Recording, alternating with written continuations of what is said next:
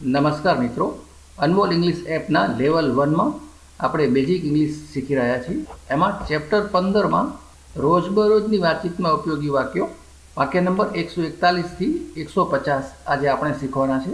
Video જોયા પછી એપમાં આપેલ આ ચેપ્ટરની પ્રેક્ટિસ પણ જરૂર પૂરી કરી લેજો. ખરેખર સરળતાથી ઇંગ્લિશ બોલતા શીખવા માટે સાથે સાથે એપમાંથી પ્રેક્ટિસ કરવી પણ જરૂરી છે. તો ચાલો શરૂ કરીએ. વાક્ય નંબર 141.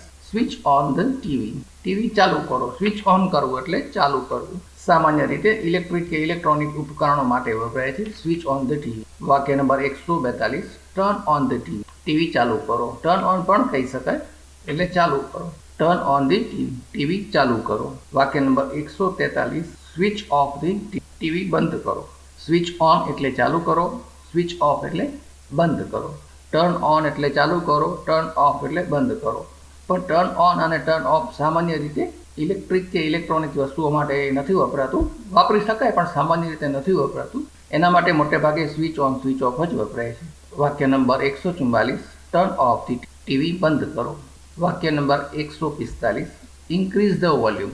વોલ્યુમ વધારો. ઇન્ક્રીઝ કરવું એટલે વધારવું. ડિક્રીઝ કરવું એટલે ઘટાડવું. Increase the volume. વોલ્યુમ વધારો. કોઈ ગીત વાગતું હોય એનું વોલ્યુમ વધારવું હોય તો કહેવાય ઇન્ક્રીઝ ધ વોલ્યુમ. વાક્ય number 146. Turn the volume up. Turn up એટલે વધારવું. આપણે આગળ જોયું છે એને ટર્ન અપ પણ કહી શકાય. ટર્ન ધી વોલ્યુમ અપ એટલે વોલ્યુમ અપ કરો એટલે વોલ્યુમ વધારો. વાક્ય નંબર 147. Decrease volume. વોલ્યુમ ઘટાડો. વાક્ય number 148. Turn the volume down. Volume down કરો એટલે ઘટાડો. વોલ્યુમ ઘટાડો. અવાજ ધીમો કરો. વાક્ય number 149. Tune in to Sab TV. Tune in કરવું એટલે કોઈ ખાસ ચેનલ પર જવું કે કોઈ ખાસ રેડિયો સ્ટેશન પકડવું. Tune in to Sab TV એટલે ટીવીમાં સબ ટીવી ચેનલ રાખો. વાક્ય નંબર 150.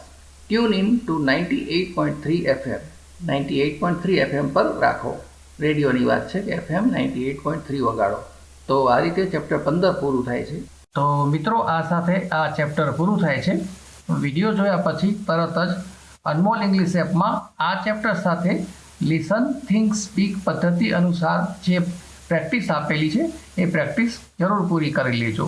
દરેક વખતે વિડીયો જોયા પછી એપમાંથી આ પ્રેક્ટિસ કરતા રહેશો તો તમને થોડાક જ સમયમાં ગ્રામરના નિયમો યાદ કર્યા વગર જ સરસ મજાનું ઇંગ્લિશ બોલતા આવડી જશે.